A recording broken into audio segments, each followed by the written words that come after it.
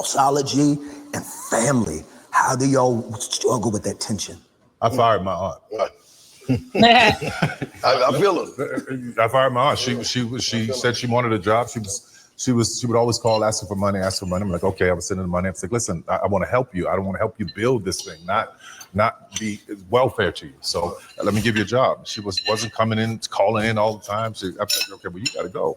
Because you want me to hand you the money, but you don't want to work for it. See, that doesn't work for me.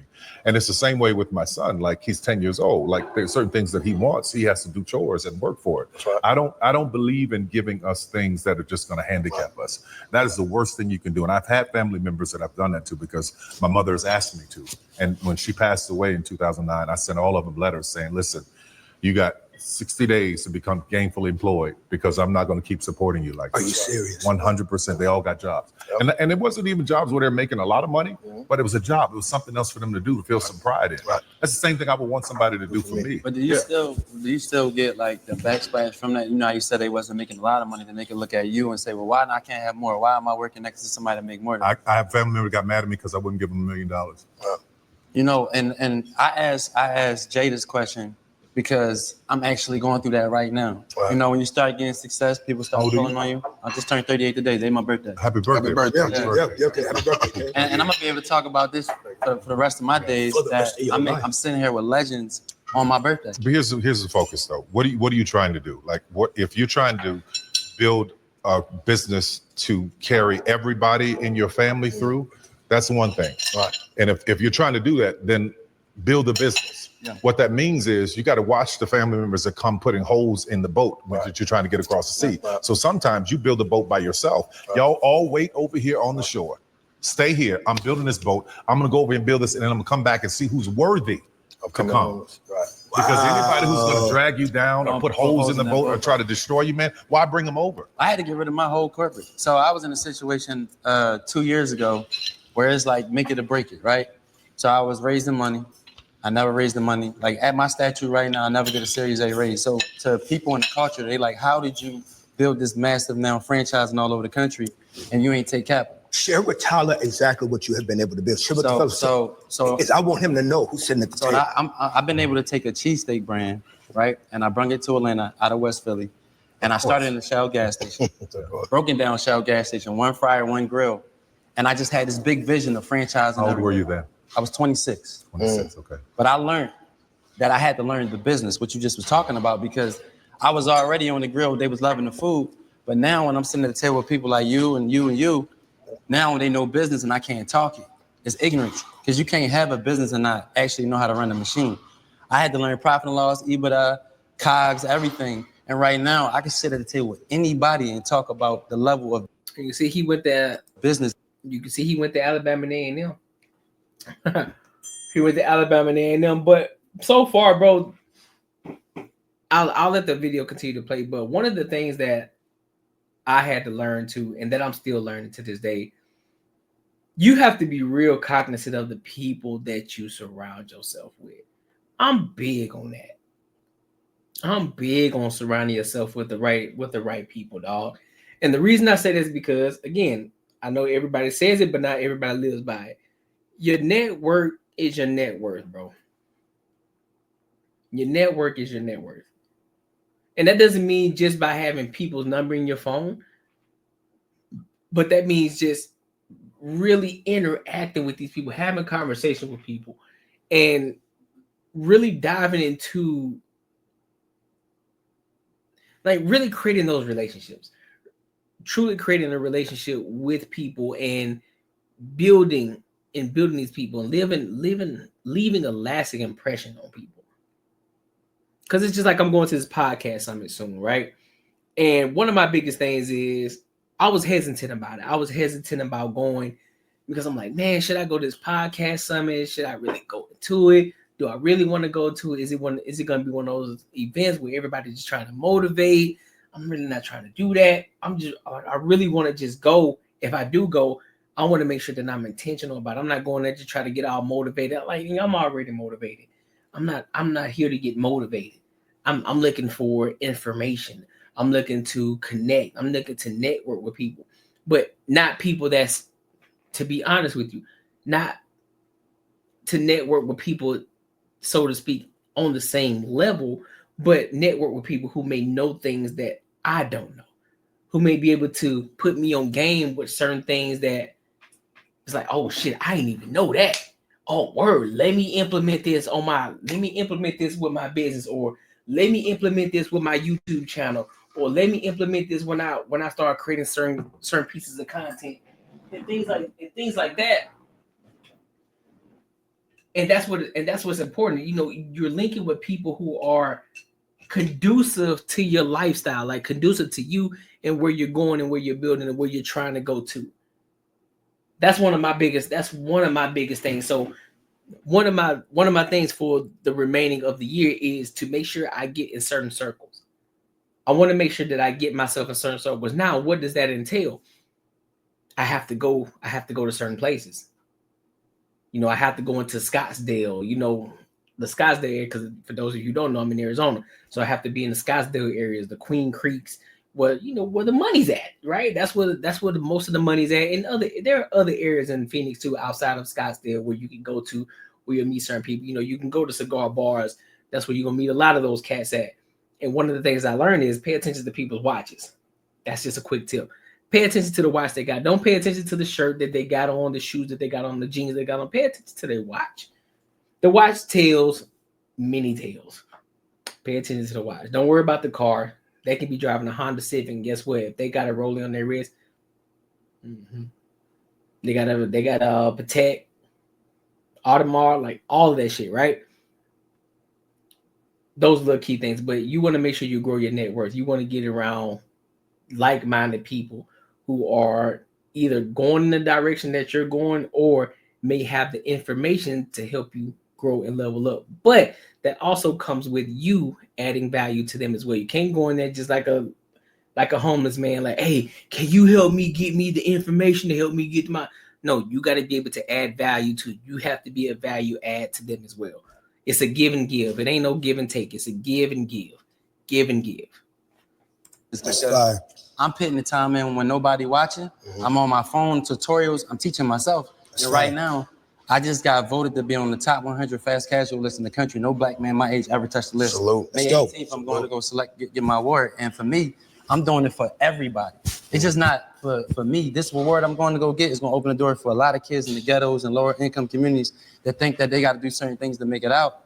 I really thought I was gonna be a basketball player. I love it. To be that way. I love it. Here's the power. A lot of power in what you're saying. But for me, hearing you, I started 26 and you're 38. People think then this Instagram life is I'm supposed to have it tomorrow. Yes. I'm supposed to have it tomorrow. They want to put Yes. the time in. That's been 12 years of grinding. Yes. And it's been all of those years of learning and educating yourself. See, a lot of us as black men, I couldn't call my father or my uncle and go, hey, I just made $1 million. What do I do? Nobody talked to us about taxes. We didn't have the knowledge. Right. So now, looking at a 38-year-old black man who is getting the knowledge to be able to pass on to his kids. Yes. To be able to, and I see you even lecturing to people as you travel, telling them like, this is how you do it. When this deal with Ryan Coogler, everybody's talking about the Sinners deal. Oh my God, he got this amazing deal. Listen, I called that brother up, as I did a lot of them. I called him up after Black Panther and I said, listen, here is how you do it. The deal that he has, my first movie, it'll be 20 years this year from Guy Ritchie. Congratulations. Thank you. Congratulations. I called him up and said, here is how you do that deal. And to see that they were able to pull it off, I applaud him, man. I'm excited for him. That's right. Because that's what it's about, holding on to the ownership. That's what changes. Yeah, but I got to say something about that real quick, though. Hold on. And I need you to jump into this, TJ. See, that's the stuff, and I know you are a different machine, but that's the stuff I wish more people knew about him. Wow. Well, he calls Ryan Coogler at that level, and he calls him without the press, anybody knowing, and says, let me hip you the game when it comes to ownership. And so this thing about black men, that when we get knowledge and opportunities to pass on the nuggets, we don't, because we're afraid of somebody else taking that spot. Oh boy, that's a point, bro. That is a fucking nugget right there.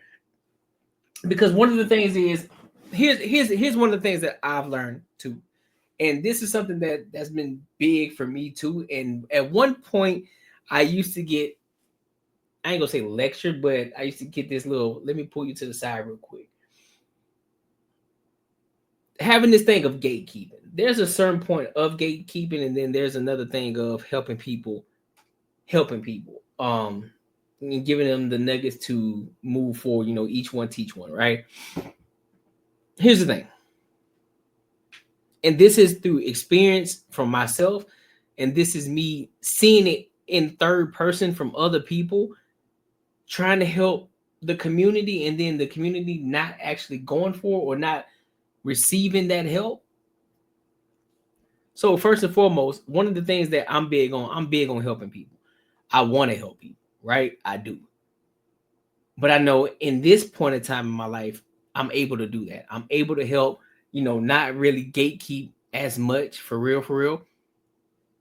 But as I continue to focus on my time and effort and growing this platform, growing my channel, growing my brand, growing the ENG community on the Discord and the Patreon, make sure y'all tap into the Patreon as well, because we're going to be building that thing up, you know, for meetups and everything. So you definitely want to tap into that.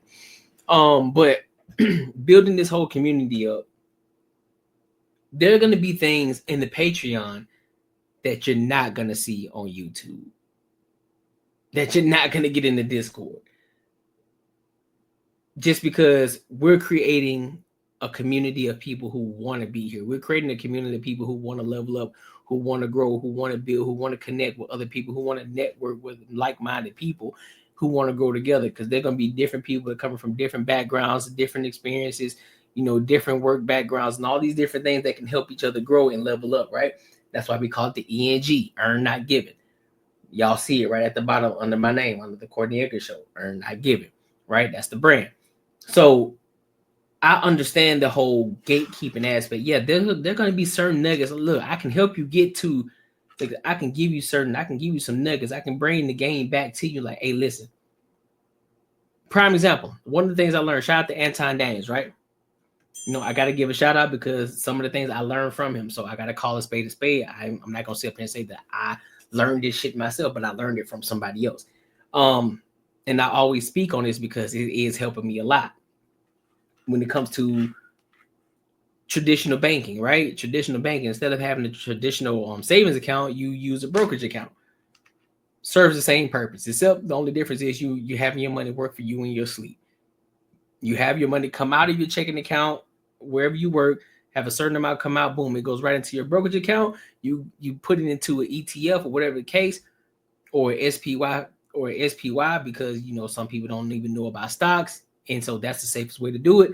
Have your money go right into the SPY or the ETF, and your money compounded over time. You automate your check to come to take a certain amount out every week or every 2 weeks, depending on how often you get paid.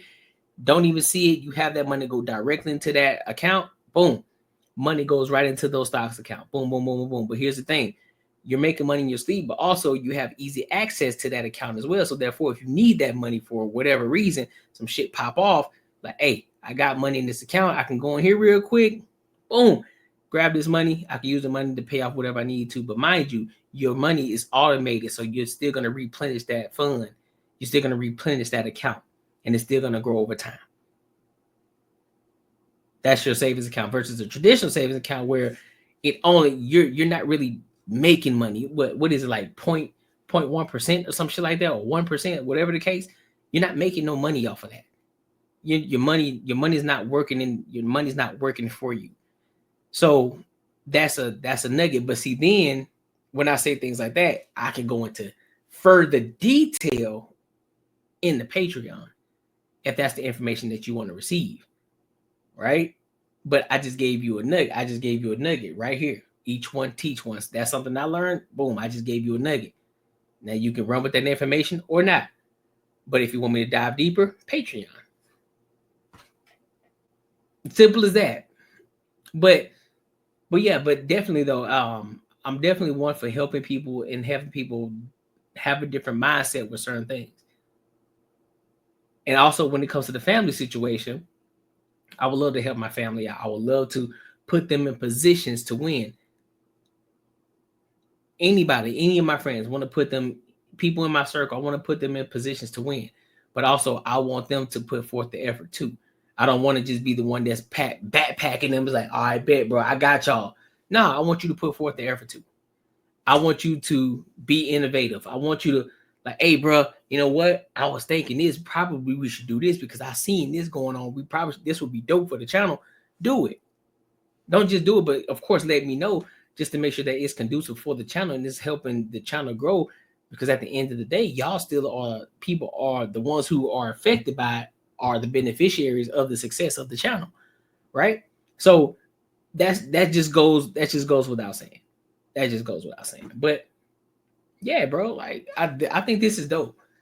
I think this is dope. I think this is dope for Kirk Franklin, Tyler Perry, Jeezy. Still didn't get the old buddy's name, but I think this is dope. They need more conversations like this. These are the conversations.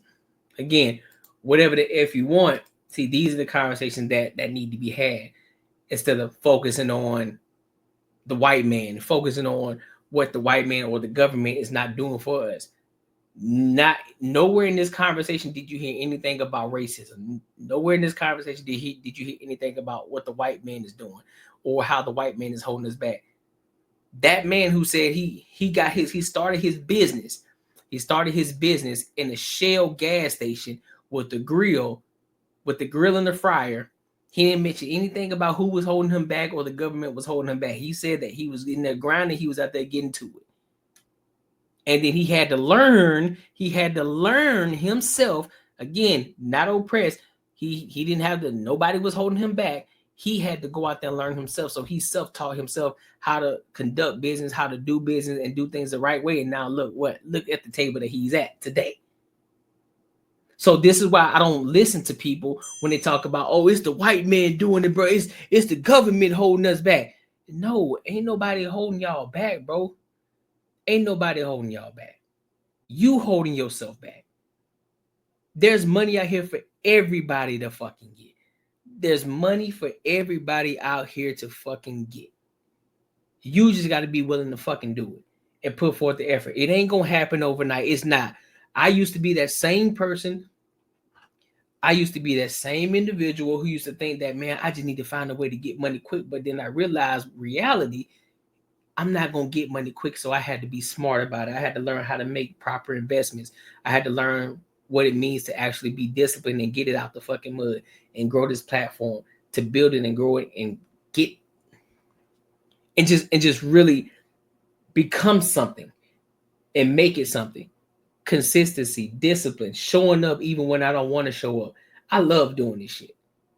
I could be 110% honest with you. I'm not even the best at it yet, but I know this is one of the dopest shows on YouTube. And I say that with all confidence. And I know I still got a long way to fucking go. They ain't even seen the best of me yet. That's what's so dope about this shit. And we're going to continue to run up this fucking bag. We're going to continue to run up investments. I'm going to continue to help the people that are in my circle. I'm going to help them level up as well. And we're going to get a bag to fucking together, bro. That's what this platform is about. That's what ENG is about. That's what Earn Not Giving is about. So if you about that, you got to make sure you join the community and the Patreon. All right? That's what we're about over here. We're going to have real conversation. We're going to talk that talk. You may not like it, but trust me, we don't want an echo chamber over here. You don't got to agree with everything I say, and I may not agree with everything that you say. But at the end of the day, we can come to a solution. At the end of the day, we're going to get to a bag. You feel me? It is what it be. So